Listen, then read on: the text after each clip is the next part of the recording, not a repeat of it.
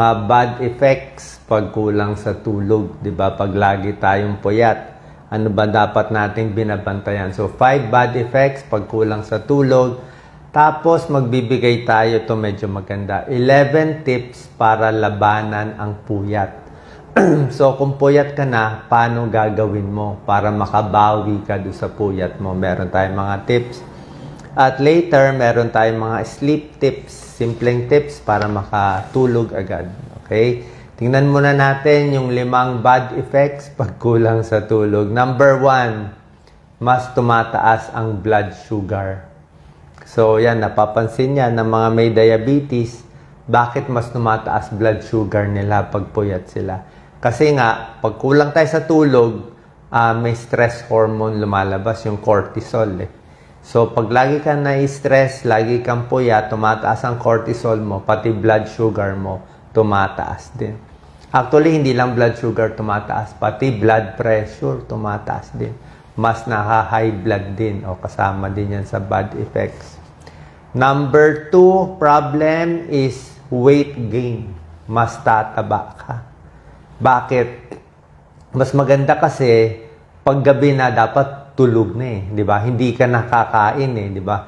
Tulog. Anong oras ang pinakamagandang tulog? Ituturo ko na sa inyo. Ang best time to sleep ayon sa pag-aaral ay between 10 p.m. hanggang 11 p.m. 10 to 11 ng gabi yan ang pinakamagandang tulog. Ang gising daw magandang mga 6 a.m., 7 a.m. Yun ang magandang tulog. So, pag natutulog ka na dapat, hindi ka natutulog, kumakain ka tuloy, napapakain ka. Dapat nga fasting ka sa gabi. Isa pang problema, kung mahilig ka kumain ng madaling araw, diba? Puyat ka, nagugutom ka. So, pag kumain ka, mas tumataas yung cholesterol at triglyceride mo. Kasi nga, nagulo yung katawan eh. Gusto ng tiyan mo, relax ka na eh, tapos kakain ka pa. Another problem din dito, tulad na sinabi ko, diabetes, high blood, weight gain. Pag 3 araw daw ng puyat, ayon sa isang pag-aaral, pag 3 nights sunod-sunod na kulang ka sa tulog, doon tumataas yung blood sugar.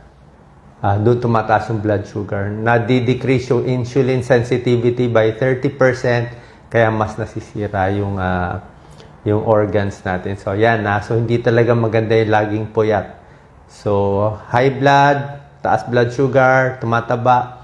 Next, number 3, digestive health. Pati tiyan natin. Mas makulo ang tiyan natin kung puyat. Yung mga may irritable bowel syndrome, yung mga may ulcer, mapapansin mo, bakit mas matindi? Actually, ang mahirap dito kung night shift ka. Mamaya may tips tayo. Paano kung night shift ka, baliktad ang oras mo? Kaya nga mas makulo ang tiyan nila eh. Diba? Dapat pahinga ng tiyan mo sa gabi. Dapat busog ka na pero gising ka pa. Diba? So pati tiyan mo nasisira yung digestion. Number 4, pati puso. Pwede rin magkaroon ng heart disease. Ayon sa isang pag-aaral, tumataas yung homocysteine level pag puyat ang isang tao. Bilang internist at cardiologist, linya ko po to. So, ang homocysteine, hindi siya maganda. Ito ang senyales na may pamamaga sa katawan mo. So, pag tumaas ang homocysteine, not good yan. Kasama niya yan yung sa sakit sa puso, mas tumataas blood sugar, mas nagkakaroon ng taba sa bilbil, mas namamaga yung katawan. Nilista ko na po lahat dito. Yan.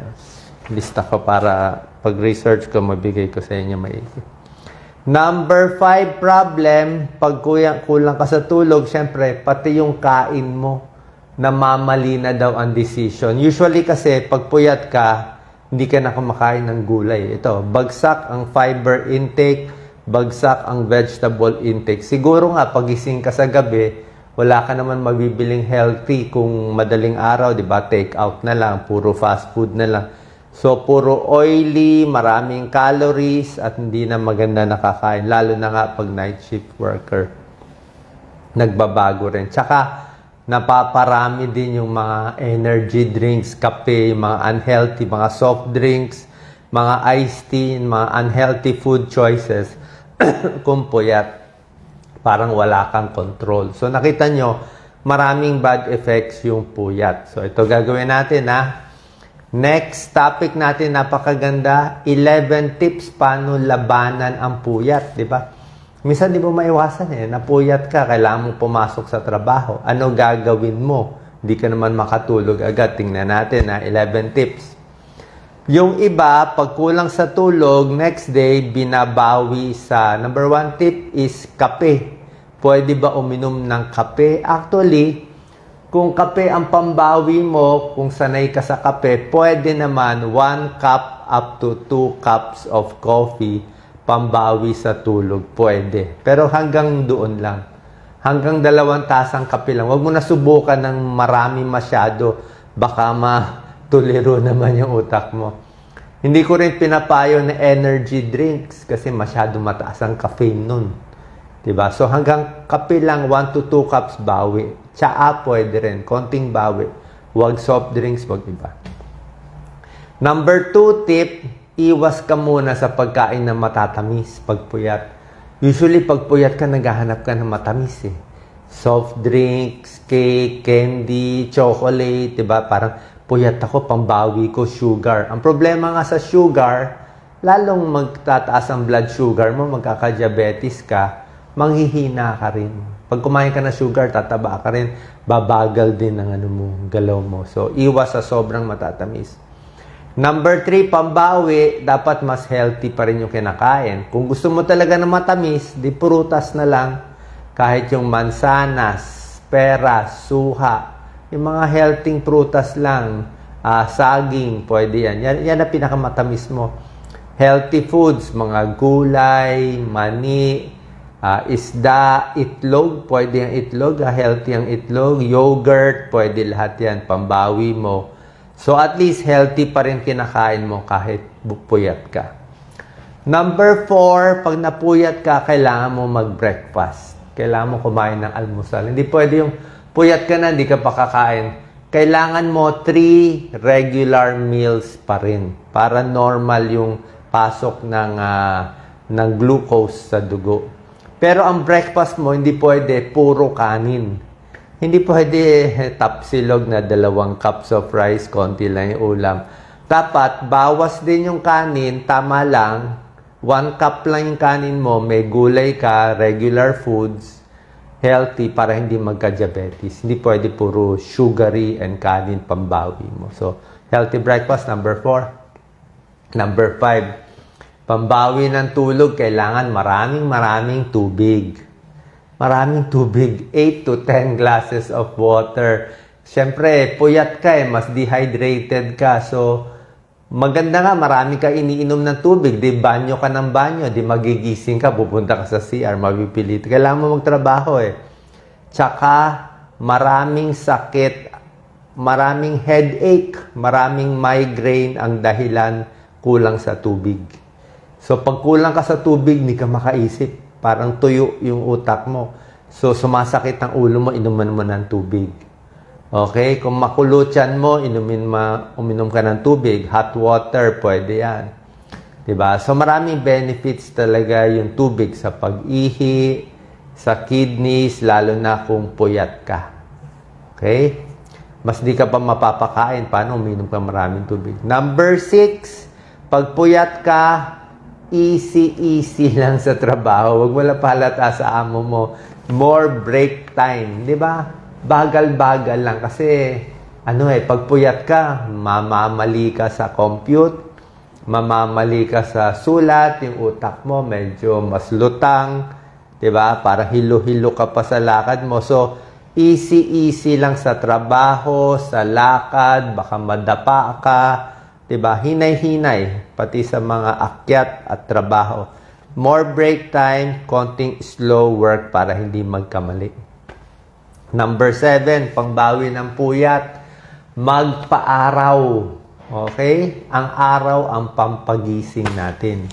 Alam yan, melatonin yan diba? Mas bumababa melatonin pag na-expose sa araw. So, expose ka sa araw, mas maganda yan, mas gising ka. mapapagising ka. Okay? Para nakikita mo sikat ng araw. Pag madilim, mahantukin ka. Number 8, kung gusto mo mag-siesta, gusto mong matulog, siyempre puyat ka, di ba? Gusto mo bumawi. Pinakamatagal na siesta mo, dapat mga 20 minutes lang. 20 minutes, 25 minutes. Huwag mo itulog ng mahaba. Kasi puyat ka na, di ba? Tapos tutulog mo ng mahaba. Tapos sa gabi, hindi ka naman makakatulog. Magugulo lang yung schedule mo eh. Ang bawi ng tulog mo dapat sa gabi. So, kung gusto mo mag-siesta, 20 to 25 minutes, kung hindi, baka sumakit ang ulo mo, hindi ka rin makatrabaho. Di ba? Hindi ka naman makatulog ng mahaba kung may trabaho ka. Number 9, kung puyat ka, no big decision. Walang malaking meeting, walang bibili ng gamit, o may big decision sa pamilya. Huwag kang magdi-decide kasi nga, wala ka sa tamang pag-iisip. Baka sa pera, mamali pa desisyon mo. Hintayin mo makatulog ka bago ka mag-decide. Number 10, huwag ka muna mag-drive. Pag puyat na puyat, delikado mag-drive. Okay? Marami nakakatulog habang nagda-drive. Baka mabangga ka. Mag-commute ka na lang, magpa-drive ka sa iba. Diba? So, ingat sa driving pag puyat. Marami na aksidente. And number 11, ganito ang bawi ng tulog. O, kinig po kayo Pag matutulog ka na sa gabi, kung ang tulog mo dati ay 7 hours sa isang gabi, 7 hours ang tulog mo. So, napuyat ka ilang araw. Ang bawi mo dapat plus 1 to 2 hours only. Ibig sabihin, 7 hours ang tulog mo, puyat ka, gusto mo bumawi, pwede kang matulog ng 8 hours o 9 hours. Hanggang ganun lang, 8 to 9 hours. Huwag mo gawin na natulog ka ng 12 oras. 12 hours, sinuper bawi mo naman. Ang problema, pag sinobrahan mo lampas 10 hours, sasakit na ulo mo, masosobrahan ka naman ng tulog, di nagulo lang ulit yung schedule mo. Dapat konting bawi lang. Bawi ka ng 1 to 2 hours sa susunod na araw din. Para hindi rin sumobra ka sa tulog, hindi ka naman makatulog sa susunod na araw. So, ikot lang. Meron tayong circadian rhythm sinusunod natin. Okay? So, yan ang mga pambawi natin sa puyat. Lastly, simpleng sleep tips. Diba? Paano makatulog sa mga hindi makatulog? Tulad na sinabi ko, 10 to 11 p.m. pinakamagandang tulog. Yung kain mo, dapat regular pa rin. Bago matulog, dapat hindi rin busog na busog, hindi rin gutom na gutom. Mga 3 hours before sleeping, schedule mo yung kain mo, sapat lang. Okay? Kasi kung sobra kain, tataba ka naman. Pag sobra namang gutom, di ka rin makakatulog, di ba? Tapos yung mas healthy na kinakain sa gabi. Yung exercise mo, dapat regular lang. Okay? Ano magandang oras mag-exercise? Actually, sa circadian rhythm, hapon 4 o'clock to 6 o'clock Yun daw magandang exercise. Pero kung kailan lang, huwag din yung exercise yung matutulog ka na.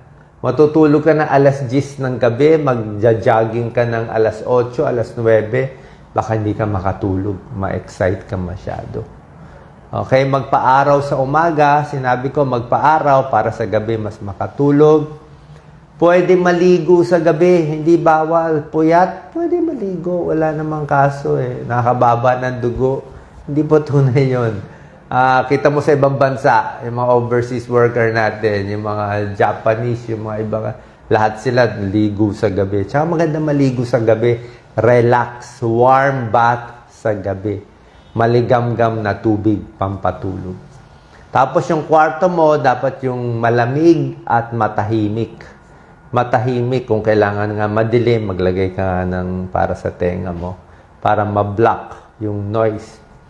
Other tips, huwag ka rin siguro mag-isip ng mga malalalim sa gabi. Pag alas 7 na ng gabi, huwag ka na makipag-away sa mister mo, sa asawa mo. Gabi na, huwag ka na makipagtalo sa boss mo o sa anak mo. O anak, meron tayong malaking pag-uusapan. Huwag sa gabi, hindi kayo makakatulog.